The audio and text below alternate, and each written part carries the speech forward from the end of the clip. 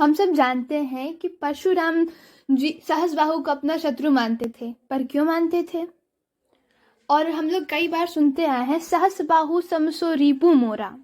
कई बार उल्लेख होता है कि तुम मेरे सहस्त्रबाहु की तरह तुम मेरे शत्रु हो।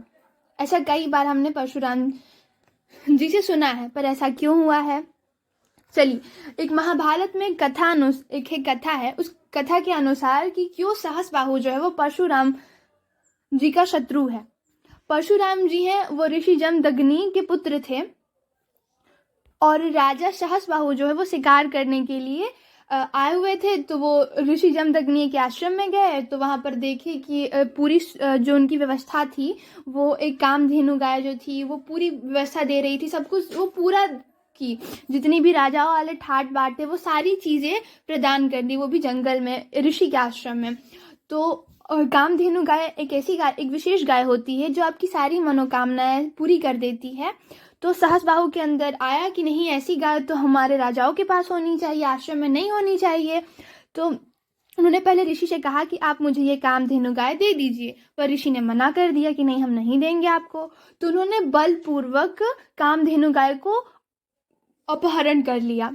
तो इससे क्या हुआ कि परशुराम जी क्रोधित हो गए, क्योंकि उनके पिता की गाय थी उन्होंने, और राजा जो है वो बलपूर्वक अपहरण करके ले जा रहे, वो क्रोधित हो गए। वहीं पर उन्होंने सहस्त्रबाहु का वध कर दिया था। तो अब जब उन्होंने वध कर दिया तो उनके जो ऋषि जमदग्नि थे वो परशुराम से काफी क्रोधित हो गए थे, काफी निंदा कर रहे थे, कह रहे थे कि तुम्हें प्रायश्चित करना चाहिए, ऐसा तुम्हें नहीं करना चाहिए था। तो फिर उधर जो सहस्त्रबाहु के पुत्र थे वो क्रोधित हो रहे थे कि इन्होंने हमारे पिता का वध कर दिया। तो वो लोग भी आए और उन्होंने ऋषि जमदग्नि का वध कर दिया। इसे पुनः जो क्रोधित हो गए थे परशुराम जी, और उन्होंने शपथ खाया कि हाँ, मैं इस पृथ्वी को क्षत्रिय विहीन कर दूंगा।